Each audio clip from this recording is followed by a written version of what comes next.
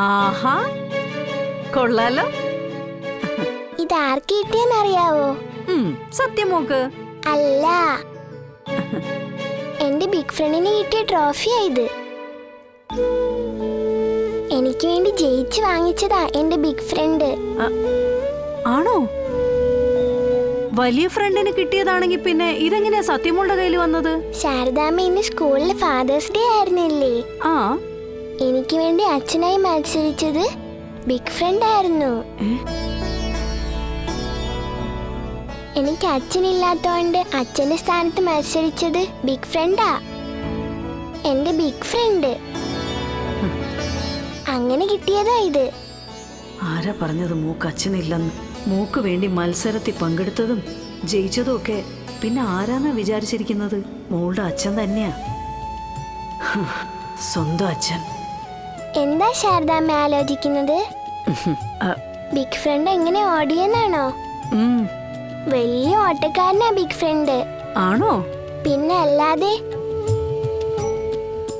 എന്നെയും പപ്പിയൊക്കെ എടുത്തോണ്ട് പറക്കുമായിരുന്നു. ഓ,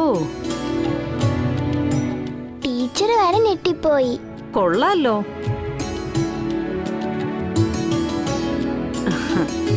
അപ്പൊ ഈ വിഷ്ണു അച്ഛൻ ആള് കൊള്ളാലോ. പിന്നെ അല്ലാതെ. ഇനിയും മത്സരം ഉണ്ടായിരുന്നെങ്കിൽ പിന്നെയും ജയിച്ചേനെ. ശാരദാമ്മക്ക് കേക്കണോ, മത്സരം തുടങ്ങാറായിട്ടും ഈ അമ്മ അവിടേക്ക് വന്നില്ലെന്നേ. എല്ലാ കുട്ടികൾക്കും അച്ഛനും ഉണ്ട് അമ്മയും ഉണ്ട്, എനിക്ക് മാത്രം ആരുമില്ല.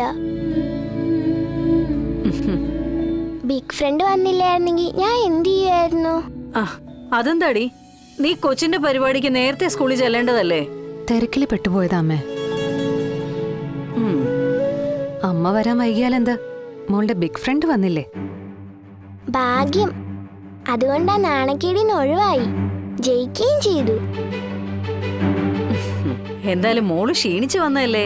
ശാരദാമ്മ പാലും ബിസ്ക്കറ്റും ഒക്കെ അവിടെ എടുത്തു വെച്ചിട്ടുണ്ട്, പോയി എടുത്ത് കഴിച്ചോ. അയ്യോ, എന്റെ ട്രോഫി ഇങ്ങ വന്നേ. ഉമ്മ.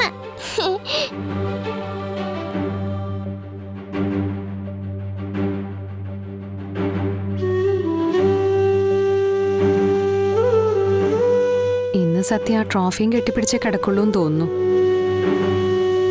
അച്ഛന്റെ സ്ഥാനത്ത് നിന്ന് അച്ഛൻ തന്നെ കൊടുത്തതല്ലേ.